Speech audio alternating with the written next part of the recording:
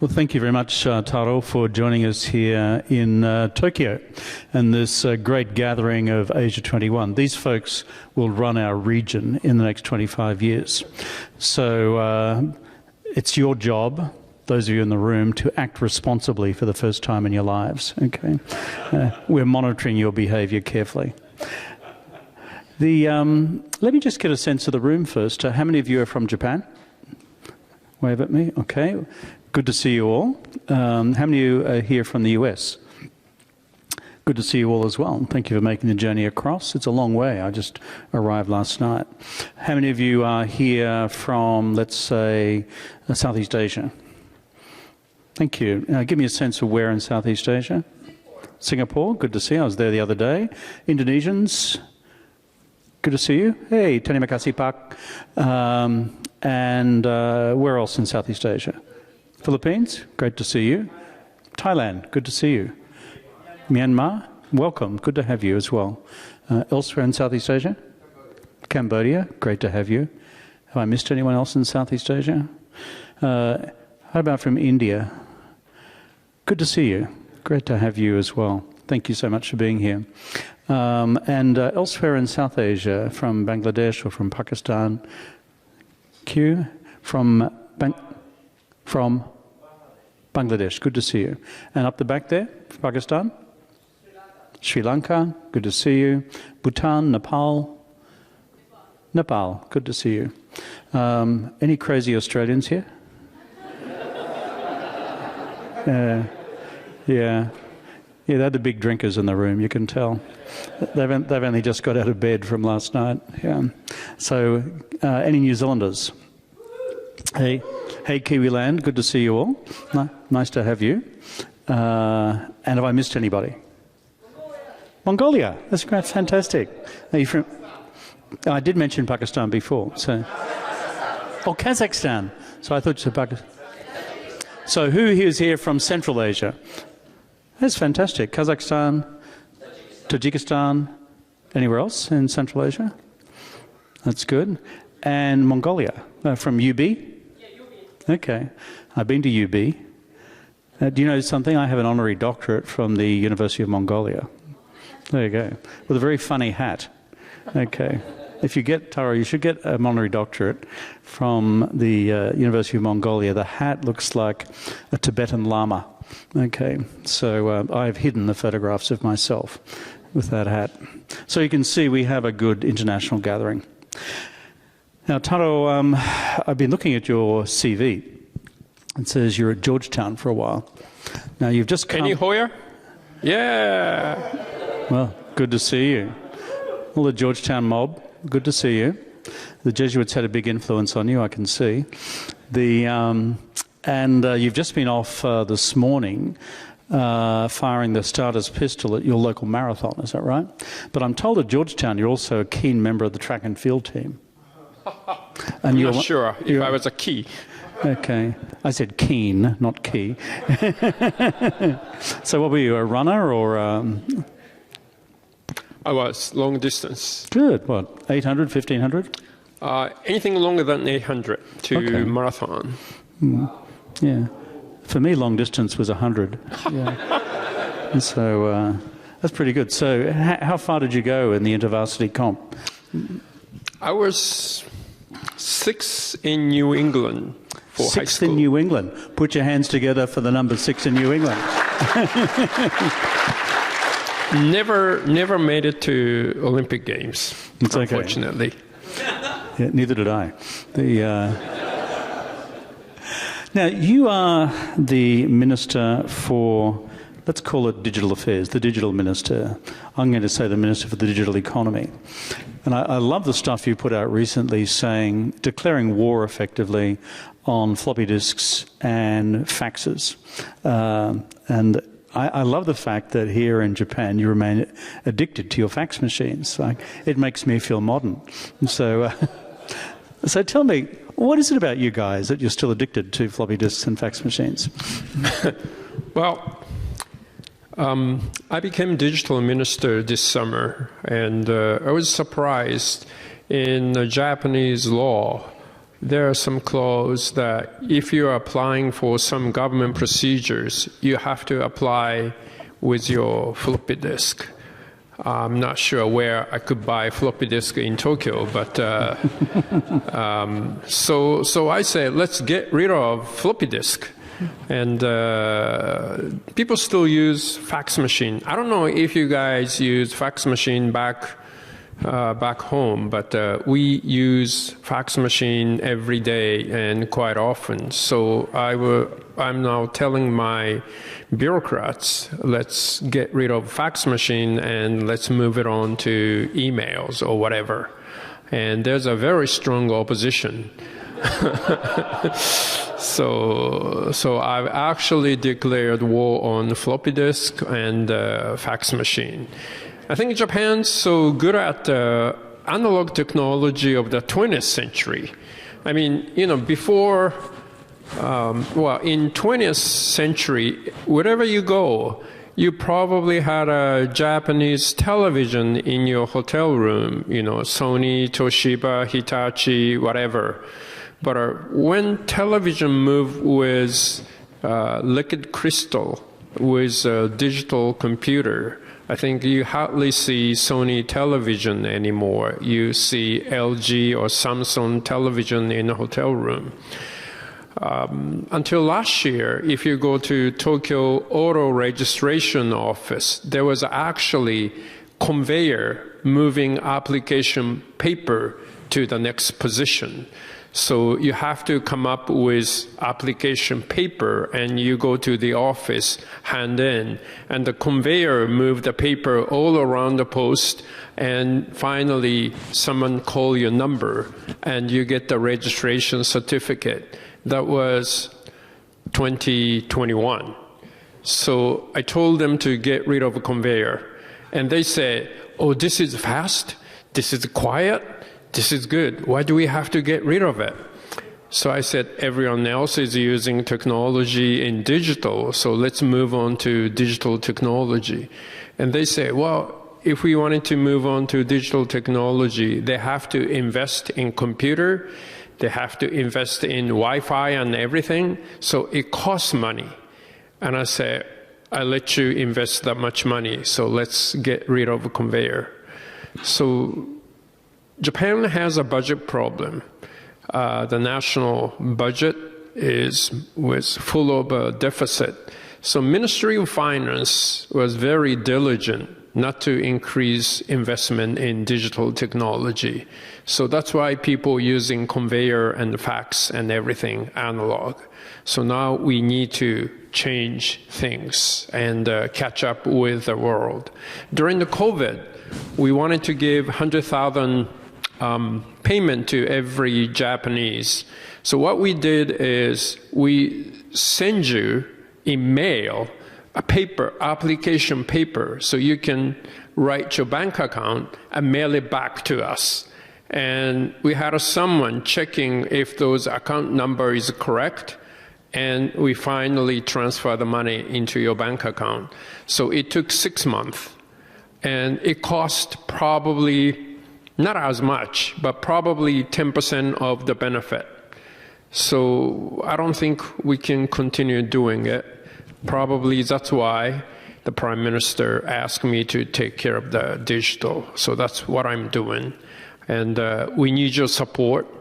If you have a good technology back home, please introduce that to Japan, and we are happy to use it here.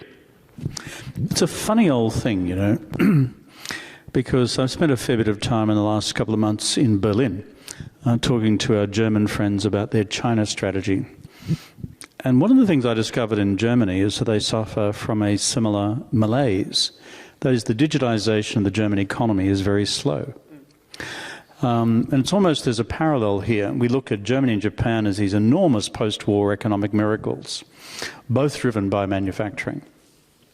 In the case of Germany, with precision manufacturing, and the traditions in mechanical engineering are unsurpassed.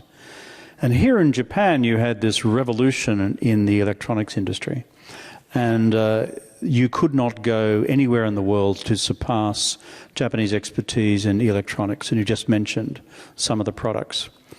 But what is it about the psychology here that both of you, in some respects, became a little bit snap frozen? Boom. German's very good at this.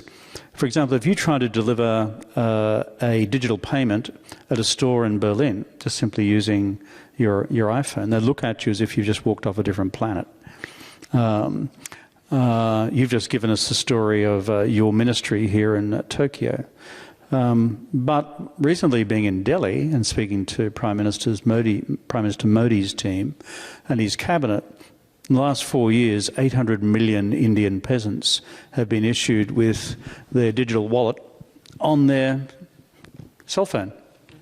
So now all of their government payments are delivered on a cell phone. The poorest peasant in Uttar Pradesh gets his payments on a cell phone with 0 transaction charges and 0 transaction costs. It's been enormously liberating. So the question is not just a facetious one. These enormously successful economic and entrepreneurial cultures of Germany and Japan, on this moving from, as you say, from analog to digital, or from older forms of innovation to newer forms of innovation, there's been something of a block. Now, you're trying to bust that open, but why is that the case, do you think, in these two otherwise innovative societies? Well, number one, I think the Japanese are so successful with previous technology, and we have been sitting on it. So you don't want to move away from what you are so used to it. So we have to actually try to push it. Number two, there are some ideology against the Big Brother thing.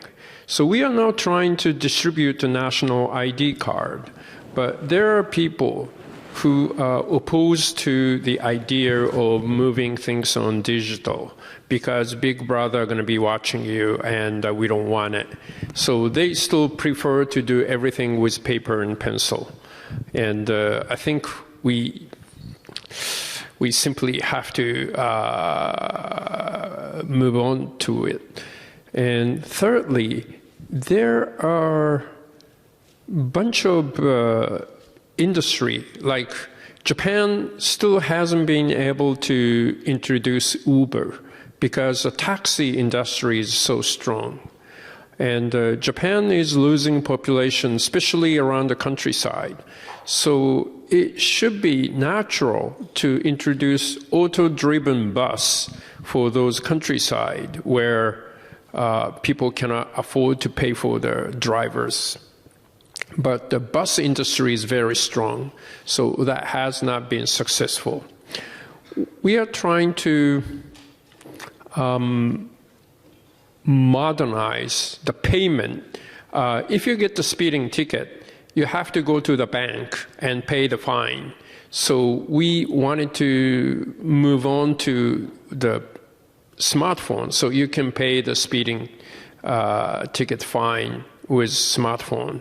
And there are some industry who oppose to that. So all the industries connected to the political powers opposed to change the way it is because they are so afraid that they might lose some business. So we need to create a new industry with new technology which make people's life easier and better and more profitable. But the people are so afraid of migrating into the new industries. So right now, the labor, if you look at the labor market in Japan, there is not much movement because the company cannot fire people technically.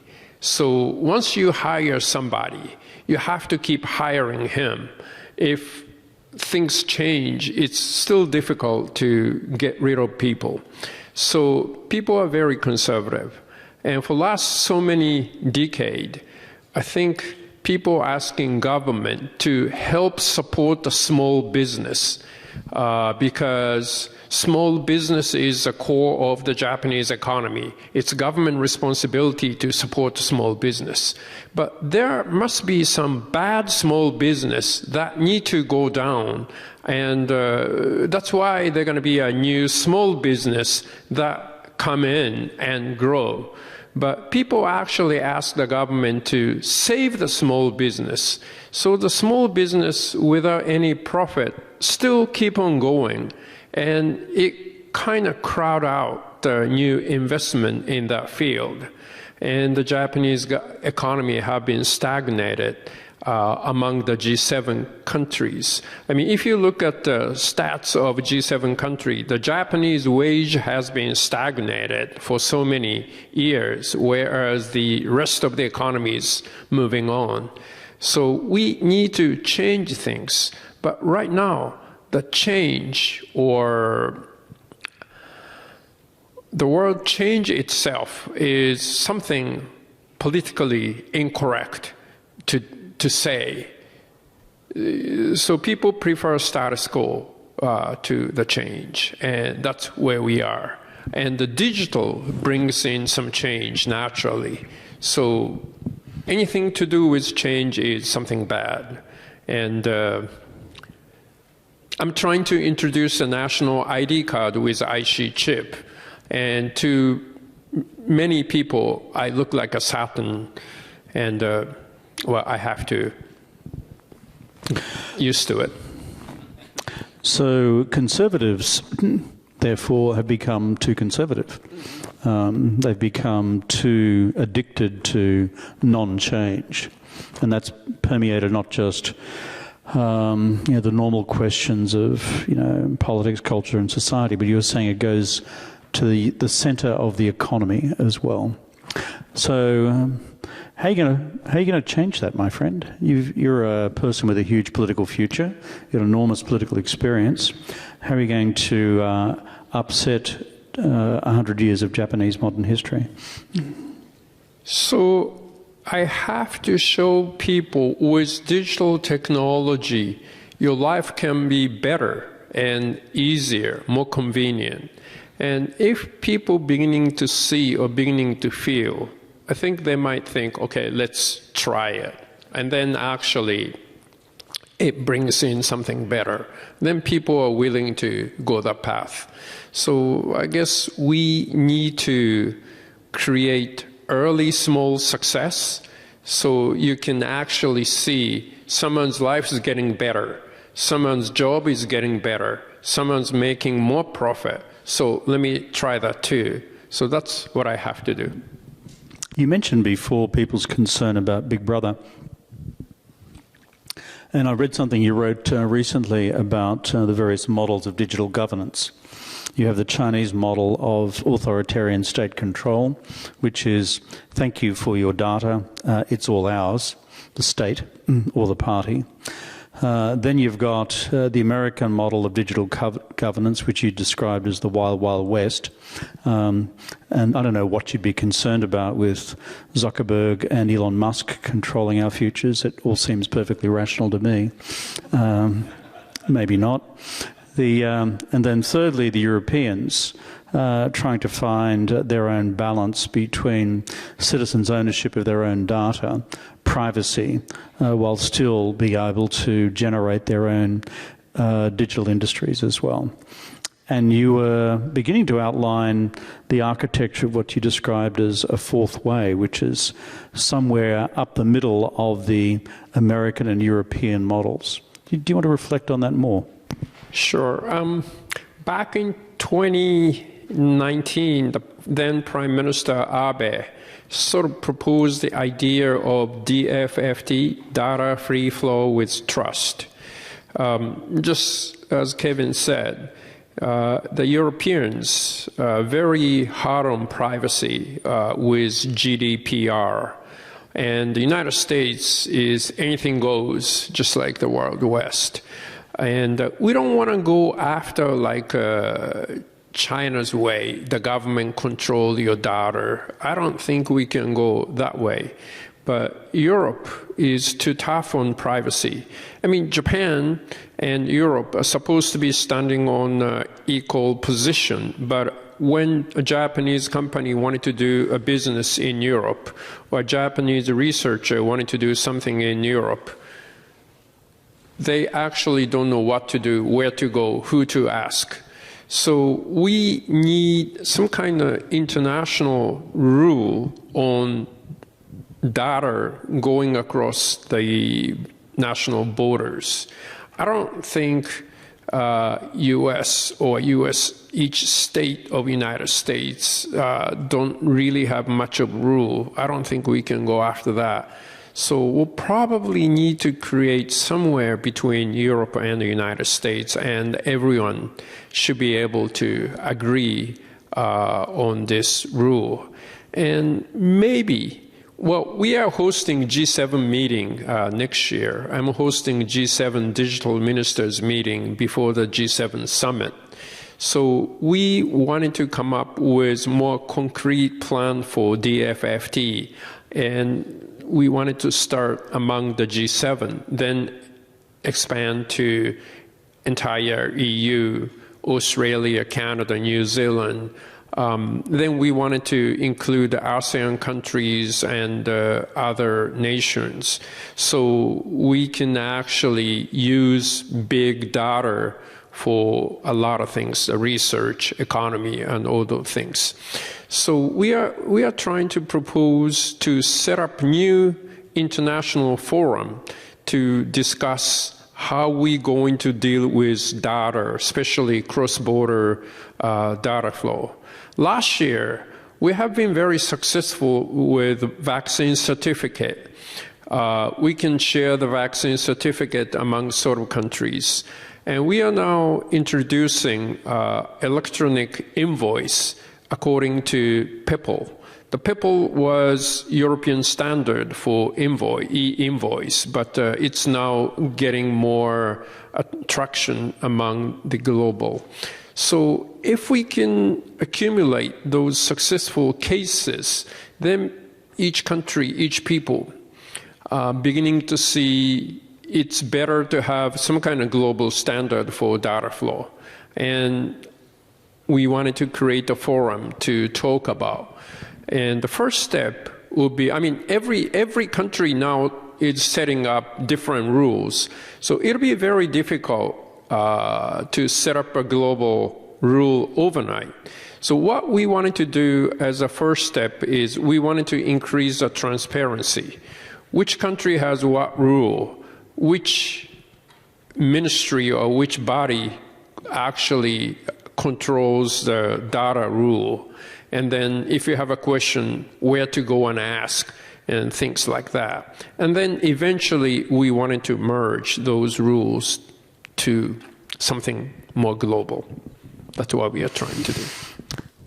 On the digital question and the digital economy and digital commerce and the new platform firms, do you worry about Japan falling radically behind China? Talking to our Indian friends recently, that's been one of the motivations for this rapid digital transformation of the Indian economy, not just to lift peasants out of poverty and to assist them in getting better delivery of payments to them, either from foreign remittances or from domestic subsidy payments from the state, but also to create a system of domestic digital commerce. And furthermore, when you start to look at the product champions, which the Chinese have had at least until recently, Alibaba, Tencent, JD, add to that Didi, ByteDance, TikTok, we don't see Japanese equivalents to those. Now, the Chinese state has started to crack down on each of them because they fear the data question. But leaving that to one side for the moment, do you fear or are you concerned that Japan may actually fall behind? In a way, I kind of envy China. They can try anything. And when I went to China before COVID, I saw many digital system, and it's actually working, and we are not able to do that here. But on the other hand, there's always question of data. The government always able to get your data to the government, and the Chinese government will use your personal data almost freely. And we don't want to be like the society like that. So we need to control how to use data, but we wanted to advance the digital technology. So maybe we cannot develop technology as fast as China does, but I think we definitely need to encourage the private sector to come up with more technology using latest data technology. I think the Japanese private sector is lagging behind in that. And the system or application software that we are using, many of that come from United States, Europe, other Asian countries, and something like TikTok came from China. So we need to really encourage the Japanese company to go after that and trying to make it happen. The thing is, many Japanese companies are looking at just the domestic market, especially medium-sized small business are not looking at the global market. They are trying to provide, they are happy if they can grab a little share in the domestic market. So we have many small companies, but not like unicorns. If you look at the ASEAN countries, they have many unicorns, and compared to Japan. So I don't know. We may want to bring in more investment coming from ASEAN country to Japan and create more technology or more product and show the Japanese private sector the way to do the business in digital technology. And I think we definitely need to encourage the private sector. The issue here is they always look at the Japanese government. The private sector always asks the government, how can you help us? I mean, if you look at the Apple or Google or Amazon, they just did it themselves. I don't think American government were much of the supporter for them. No, they tell the government to get out of the road. Yeah. So instead of asking to deregulate the business, they always come to the government and ask for more support. And I think we need to change that mentality here in Japan. Do you use TikTok yourself? And so, do you use social media? Mm-hmm. Do you use TikTok? Nope, I don't. I do Twitter. I do Facebook. Okay. That's about it. So you're Elon Musk and you're Zuckerberg, but you're not Chinese TikTok. Yeah, I use them all, so I'm pretty agnostic. Whoever gets through to whoever.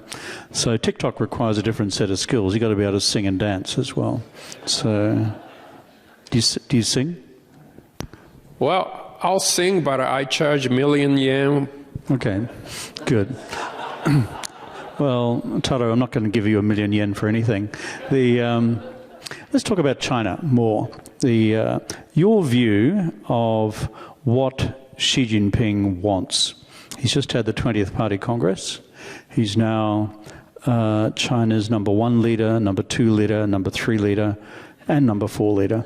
5, 6, and 7 as well, because there are 7 members of the Standing Committee, all of whom are Xi Jinping. So where do you think he wants to take this country more broadly? And we'll come on to what it means for Japan. But give me your sense of, you've been a foreign minister, a defense minister, you have enormous experience. Give us a sense of where you think Xi Jinping is now taking China.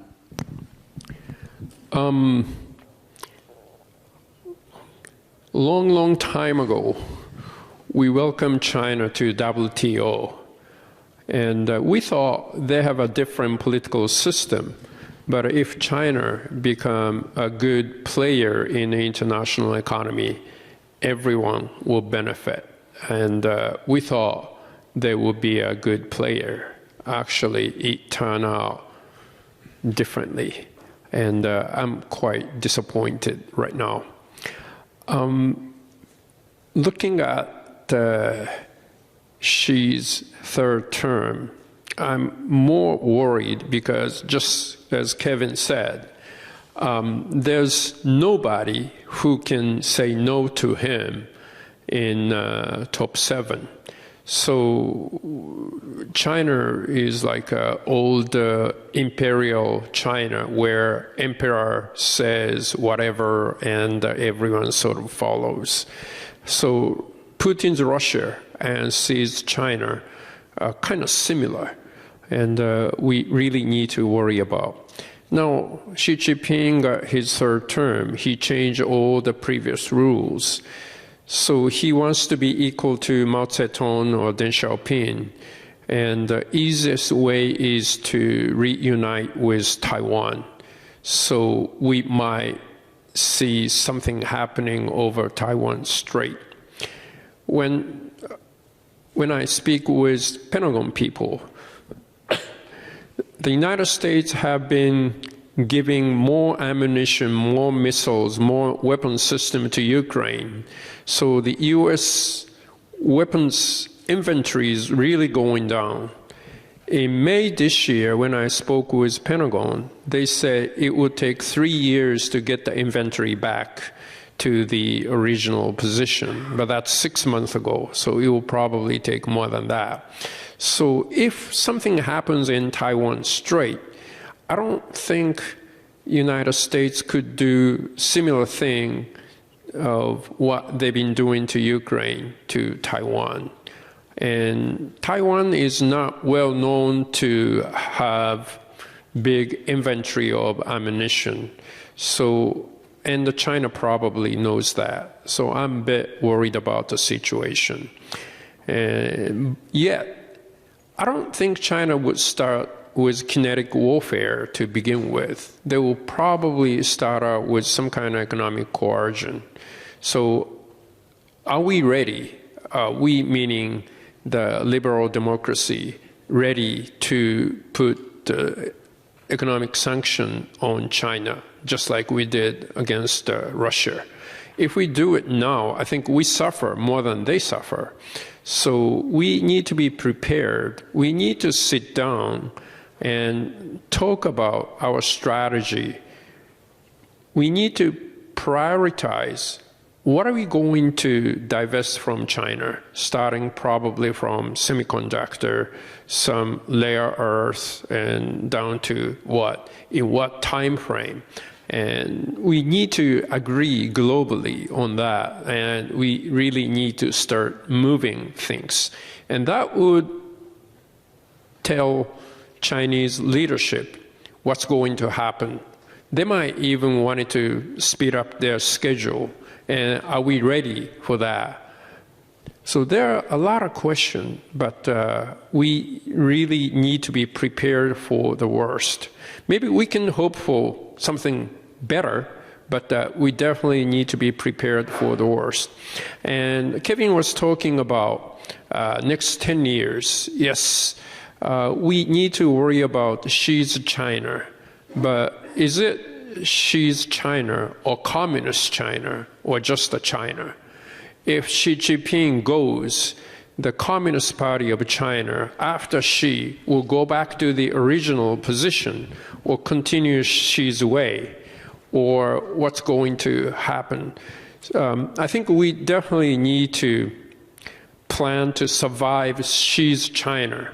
And once he goes, Chinese Communist Party may change the course, and then we can de-escalate the situation. So for next 10 years, I think it's survival of everybody. And when I was a foreign minister, when I went to G7 foreign ministers meeting, I was telling them, I was asking them, let's flip Russia on our side and make it G8. And Boris Johnson was a foreign minister of UK then, and he was furious. And I remember telling him, we're not talking about this year or next year, but in 5 years, 10 years, 20 years, it would be good to have Russia on our side. But I think we lost Russia for foreseeable future. So now it's Russia and China. It's dictators against the liberal democracy.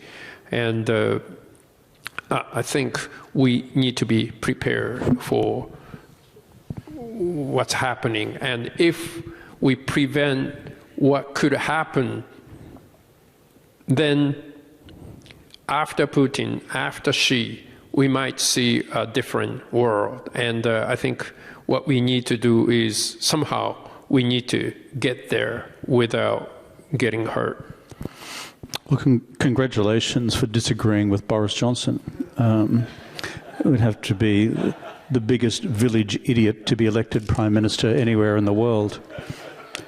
It takes serious idiocy to come up with the idea of Brexit and then to implement it, to weaken Europe and to weaken Britain at the same stage. I mean, that takes real talent. So congratulations for disagreeing with Boris. That's a mark of your intellectual strength. And of course, you're right in terms of the collective Western mismanagement of the Russia question, frankly, going back 10 or 20 years now. But now it's too late. Bringing it closer to home, what do you think China under Xi Jinping is looking for in the East China Sea? What is happening there at the moment, and what's Japan doing about it? Yes. In East China Sea, China is sending gunboat every day to Senkaku Island, well, gunboats, and it's getting bigger and bigger. So our Coast Guard is, we spend a lot of money building more ship for Coast Guard, and they're just staying in just around the territorial water. At the same time, our air self-defense force scrambling against the Chinese aircraft at least twice a day now. And that wear out our fighter jet. So we need to increase the budget for the fuel and spare parts. And we need to, it's a good training for the pilot, but the pilot's always getting tired. So China is spending more and more money on military. I think for the last 30 years, their military budget at least increased 42-fold, and they are still increasing even during the COVID. So they are really putting pressure on us in East China Sea. And we are talking about increasing defense budget from 1% to 2%. It's a big debate. The issue is not how much, but on what. If we continue buying more fighter jets and converting our ships to aircraft, would that be good enough? I don't think so. One Chinese missile could sink aircraft with so many F-35Bs, and that's it. So we'll probably need something, underground drones or unmanned aircraft or those things. So what are we going to invest now? What kind of technology are we going to invest looking at the 5 years from now, 10 years from now?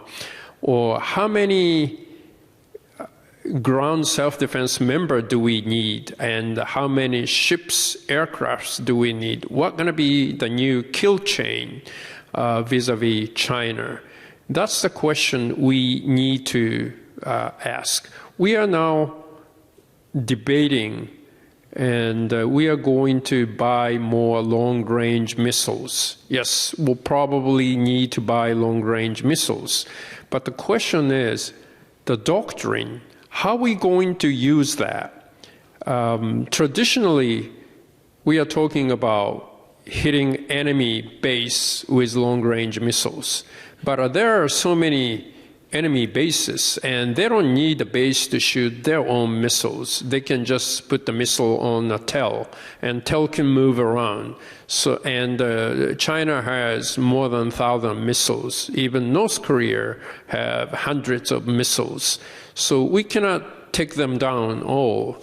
So how are we going to use our long-range missile? And the doctrine of that is more important than how many missiles we need. But I think the debate in Japan stops how much money we need to invest. We need to go further than that. And the other issue is every democratic government is very vulnerable with human casualty. The dictators like Putin or Xi Jinping could send the soldiers to die, and they are not accountable for the people. The liberal democracy government can do that. So before going into kinetic warfare, I think economic warfare or cyber warfare are more important. And is Japan ready for that? Probably we need to invest more in that field. And how much would that cost? Or what are we going to invest to be ready for economic warfare or cyber warfare? And that's the debate we need to be doing. But unfortunately, in our parliament, instead of discussing those issues, we're still talking about the unification church. And that's something need to be changed. You're the Minister for Consumer Affairs. You're about to bring in legislation on donations to political parties by institutions such as the Unification Church. So you've got a busy week coming up. Yeah, we just finished the debate on the supplementary budget, and every other ministers are happy. And I have to play additional time next week. So the government bill on the Unification Church, well, that's something politically important at this moment. So back to a safer subject, which is China. When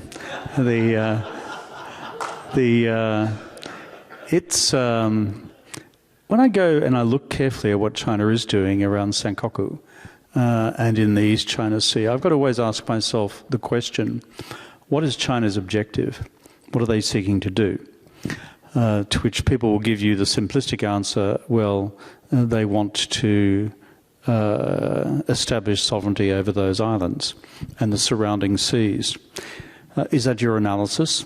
Secondly, is their intermediate objective, as you indicated before, simply to exhaust the Japanese self-defense force? As you said, 2 sorties a day, ultimately, that's a lot.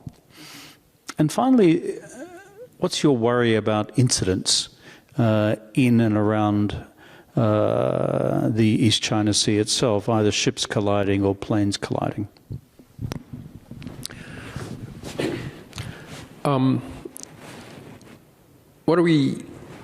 What our Coast Guard ships and their self-defense force aircrafts are doing is very, very tiresome, and actually they're wearing out. So if that is the Chinese objectives, they're beginning to be successful, and I don't think we see any change in their strategy. I definitely think they wanted to claim the sovereignty over their Senkaku Island. There seems to be some oil underneath. We're not quite sure, but that's what they say. And that's what they've been doing in the South China Sea. They wanted to expand the sovereignty over all the island, all the shoal in South China Sea, and they are trying to do that in the East China Sea.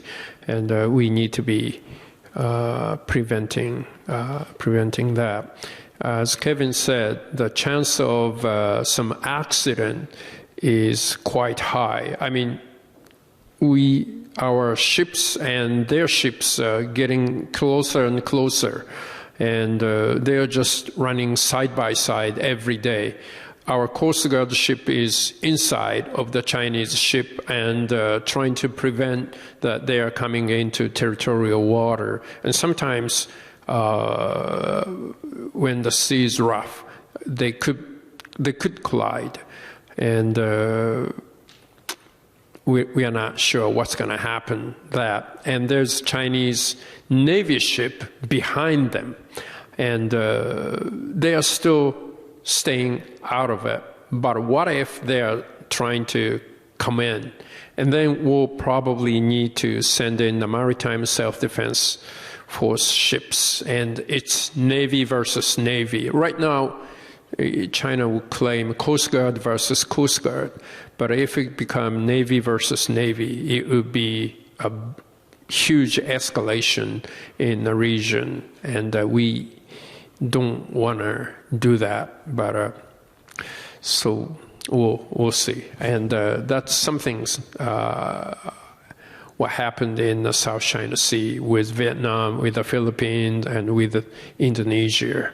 So we are not quite sure what China is trying to achieve, but we really need to be careful about it. And that's why the underwater drone or some more submarines, I think, going to be important for Japan. East China Sea is quite shallow, and it extended to much of the East China Sea. So how we going to, if we have to fight, how we going to fight Navy warfare in East China Sea? That's something we really need to develop the strategy for.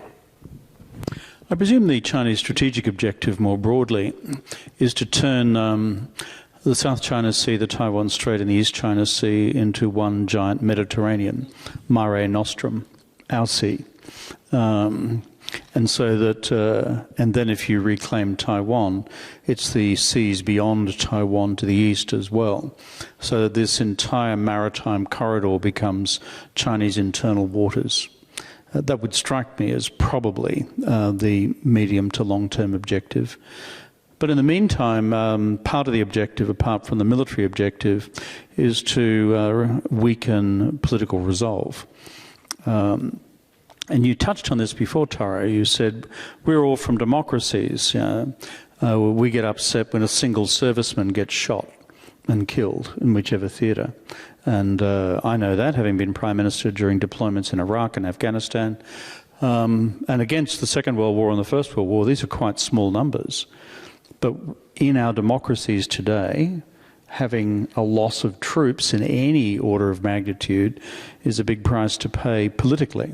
So, how do we deal with this, given we've got two authoritarian cultures for whom the loss of life is not a big political price, with the rest of us looking at extended, shall we say, objectives vis-à-vis Taiwan, vis-à-vis East China Sea, vis-à-vis South China Sea? What do the democracies do in terms of underlying political resolve? And what's your assessment about American political resolve?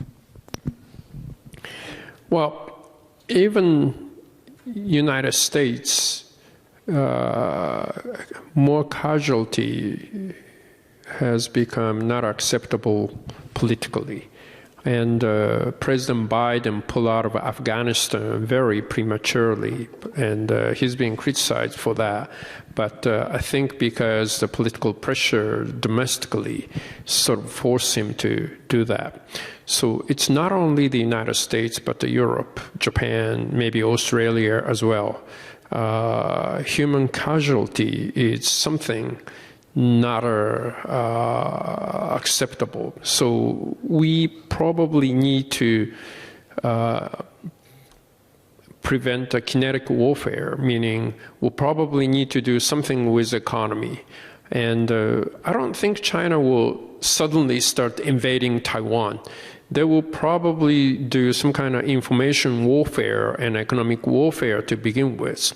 And what I'm afraid of is if China starts saying, yes, well, I don't know if they're going to say, yes, we are going to retake Taiwan. But if they start saying, we are not looking at Japan. Japan is not a part of our strategy. If Japan stay out of it, we are not going to attack any part of Japan. So just, stay at the sideline, watch it.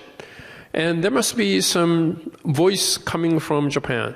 Well, why do we have to make sacrifice for Taiwan? Let's not do anything so China won't attack us. And if United States forces in Japan going to help Taiwan, and if self-defense force doesn't do anything to support the U.S. force in Japan, it could end the alliance between U.S. and Japan. And then if Taiwan is taken by China, then Japan have to face China nakedly, and there going to be no match. So alliance is very important, and we need to do as much as we can to preserve the alliance. But if China start working on the Japanese public opinion, or let's not do anything so we can keep the peace, we can stay out of it. We need to show our resolve. If something happened to democracy, we will go and do something, whatever we can do. And so that's one of the big issues. I'm not sure what we should do right now. We definitely, in the Japanese politics, in Japanese parliament, or in Japanese debate, we need to debate what we're going to do to help Taiwan in case of crisis. And we need to build a consensus and show China, okay, this is our resolve. If you do something, Japan would do this much. And right now, we're not doing it. And that's something worries me. And so, as I said, we need to be prepared to do the sanction on China, and Japan alone cannot do it. So like-minded countries need to sit down and come up with a strategy. And then defense industry. I was a defense minister before, and I was very surprised to see how weak Japan's defense industry is. The big companies like Mitsubishi Heavy Industry or IHI or any others, their defense-related revenue is much less than 10%. So the CEO don't know what's happening with their defense division. I need to talk to the head of the defense division about defense issues. If I talk to the CEO of Mitsubishi Heavy Industry, he doesn't know what I'm talking about. And there are many, many small business that supplies the ammunition for self-defense force. It's mostly just a handful of people working on, and owner is quite old, and they often told me, yes, I would do that for their country, but I'm not sure my children's generation will continue the business with defense ministry because it's not much profitable. So we need to recreate an industrial base for defense. I hope we don't have to use it, but we need to be prepared, and we need to keep the supply. Right now, the supply chain is very weak, and because we are not exporting weapons system or anything.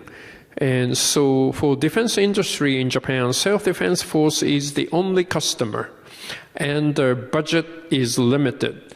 So it's not profitable. And so are we going to allow them to start exporting weapons system to other countries so the defense industry Japan can become like something like Toyota or old days Sony? Or are we going to be limited just for domestic market, meaning just a self-defense force, and stay weak? And that's another issue we need to discuss. You've talked about the resilience of deterrence, and part of that's through the military, part of it's through defense supply chains domestically, part of it's through the effectiveness of the threat of financial and economic sanctions in the future. Those are all important constituency elements, including public opinion. On domestic public opinion in Japan, where do you think people like Keidanren come out? Because if they are like peak industry bodies in most countries, in the United States, in my own country, Australia, and elsewhere, they are at best divided on the question of China. Some seeing a huge market still, a huge investment opportunity still, as well as integral to their supply chain still, others becoming more cautious, and many still hoping that, as you said before, carve yourself out of any future Taiwan contingencies. It's all too dangerous for us commercially. So whether you are a peak industry body in Zurich, whether you're a peak industry body in Berlin, whether you're a peak industry body in Sydney, you're a peak industry body in Tokyo, they all, and certainly in Washington, D.C., they certainly seem to be sending those mixed messages. Give us your reflections on Japan. Well, Japan's largest trading partner is China, and it's been that way for some years. And many Japanese business depend on Chinese market, and I think more depend on their production capability. So if we are going to divest from China, it doesn't happen overnight. And some business community would oppose to the idea. Yes, as I said, if China is a good player in the international economy, everyone will benefit. But unfortunately, it's not like that today. So we need to be ready for the worst. And looking at the Ukraine situation, many business community move out of Russia before the governments take any action, because the customer wouldn't like that, or even employees ask the company to move out, or investors not continue supporting the business in Russia. So doing business in China is a bit of a country risk right now, and major corporations are looking at that. So many Japanese companies are now talking about China plus one strategy. They're making some contingency plan. If something happens, they can move out of China. They need to have a production capability outside of China. So some Japanese company telling me they are looking at the production capability in ASEAN countries or other places, and they're trying to increase. The cost of production in China is also going up. So it's not a bad idea to have a China plus one in ordinary times. But when crisis hit, if they don't have something outside of China, it's the end of the business. So more and more Japanese business are looking at situation, and more Japanese business probably have a second thought about relying on the Chinese market. But it's for some, it's a very profitable market, and they don't see the necessity to move out of it right now. I don't think they have to, but looking at the human rights issue in Uyghur or Tibet or Inner Mongolia, doing some business in China might become a bigger political risk. And they're all looking at the situation and see where they are going. You've got a G7 summit coming up soon. Japan's hosting. It's going to be in Hiroshima. Why Hiroshima? Well, Kishida-san's from Hiroshima. His district is Hiroshima. And because of that, he's been very much involved in nuclear issues. He has set up a wise man's council, and he's been pushing. He was a foreign minister before me, and I inherited what he has created. So he's really involved in issue, and Hiroshima is very symbolic. And the President Obama came to Hiroshima when Prime Minister Abe was there. So I guess American president be willing to come to Hiroshima now. So I think it's a good place. And as Putin used a nuclear threat against the Ukraine, I think we need to reconfirm that nuclear weapon is something cannot be used. It's interesting when you reflect on Hiroshima because in 2008, when I was Prime Minister, I was just elected, I came to Japan on my first Prime Ministerial visit, and I decided to begin the visit in Hiroshima. I discovered then when I arrived that I was the first head of government from an allied country in office to visit Hiroshima. It had been that sensitive since the events of 1945. And this was virtually getting on for 60 years later. And then, of course, President Obama visited. I'm also a huge fan of Godzilla, by the way. So, and I read last night with my staff the history of Godzilla. You all seen Godzilla the movie? 1, 2, and 3. The original Godzilla movie, which came out in 1954-55, if you read the filmography of Godzilla, it's all about nuclear weapons. It's a nuclear weapons threat, and Godzilla and breathing fire on the villages and towns of Japan in the movie. It's all a revisit of what happened in 45 at Hiroshima and Nagasaki. What does Japan want to achieve out of the G7 summit? If you were doing a before and after analysis, where do you want the world or the G7 economies and countries to move to on China, Russia and the rest? Well, geopolitics would be the number one issue. We need to reconfirm the unity of G7 and unity of G7 against Russia. And we also need to reconfirm where we stand vis-à-vis China. Yes, DFFT is one of the main topics coming out of digital ministers, but it's mostly geopolitical discussion probably dominates the G7 next year. Do you think in terms of a G7 answer to the Belt and Road Initiative, that it is possible to bring together some of the initiatives which Japan has put out there as alternative sources of global financing for infrastructure needs in developing countries, whether it's Sri Lanka, there are people here from Sri Lanka, from Bangladesh, from Pakistan, from elsewhere, as an alternative to the conditions attached to China's BRI financing framework. Japan already has a framework out there. The Europeans have a framework out there with how much money attached, I'm not sure. The Americans have a framework out there with very little money attached, though you wouldn't know that if you listen to the congressional debates. You put them all together, though, and particularly with Japan's initiative, it strikes me that there is something there of a material order in the hundreds of billions of investable dollars.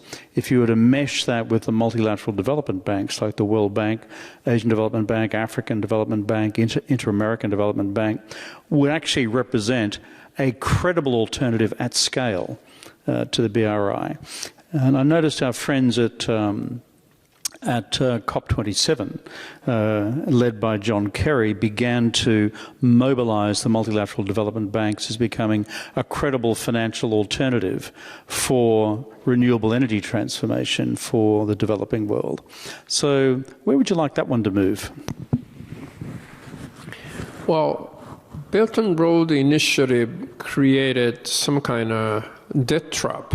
If you look at the situation in Sri Lanka or other country, it's quite obvious that they borrow money to invest in infrastructure, but not able to repay the debt. So China takes over the interest of those infrastructure. And I think people are beginning to see that, and people are more cautious. But I think the liberal democracy need to provide some kind of alternative to that. And that was quite clear. I mean, if we look at the Pacific Island country, the U.S. was withdrawing from a Pacific Island country. And when I was a foreign minister, there was a summit. Japan hosted the island summit in Japan. And for preparation meetings, I was really struck that the atmosphere among the Pacific Island country were sort of turning. So I talked to the Australia, New Zealand, and the U.S. We got to do something about it because we are losing Pacific Island countries. So U.S. is now coming back, and Australia and New Zealand are increasing their investment. And same thing could happen on those countries on the Belt and Road Initiative. And the issue is if the Japanese government is going to increase their assistance or not. I think the issue here is if the Japanese private sector could increase investment, the business investment in those countries. I think many of those countries don't really need assistance anymore, but they are looking for business investment. And the Japanese private companies got a huge cash at hand, but they are not really investing. So if the Japanese business community could actually look at those countries and see the business opportunity and going in with the cash to invest in whatever they offer. And the one issue is, just Kevin mentioned, carbon neutral by 2050. That's what we declared. And I think we need to do that. We need to work together with partners. Japan alone, I guess we definitely need to achieve carbon neutral in Japan, but we need to increase cooperation with the partners. And I think that field, renewable energy, is something the private sector of Japan need to look at. But many of the big companies are so used to investing in coal or nuclear or LNG, and the Japanese business community need to change their mind, change their attitudes towards the renewable, and looking at the global market and go after the opportunity for renewable market. We're getting close to the end of our time, and this is a fireside chat. Otherwise, I'd be throwing it open to all you guys, but then we'd never stop. So you just mentioned climate change.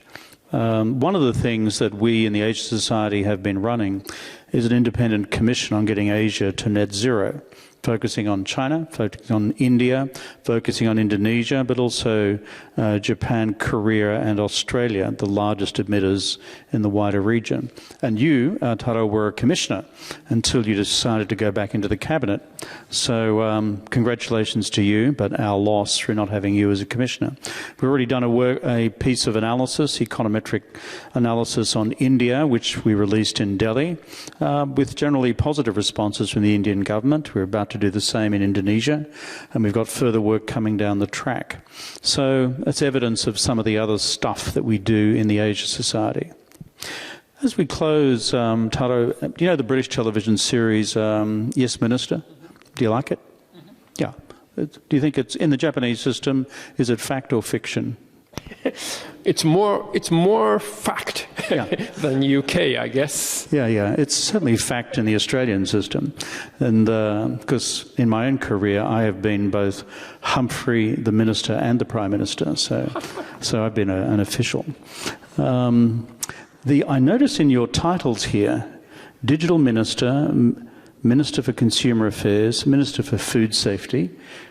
I don't know why you're the Minister for Food Safety. I mean, for God's sake, Japan would have to have the safest food of any country I've ever been to in the world. Everything's wrapped 37 times before you get to the food. So well done. We'll have a 38th layer of wrapping now. But the last one I'm interested in is the Minister for Administrative Affairs. And Jim Hacker, the star of Yes Minister, was the Minister for Administrative Affairs. And he was brilliant as being Minister for Administrative Affairs until he became Prime Minister. So given you're now the Minister for Administrative Affairs, when will you become Prime Minister? Yeah.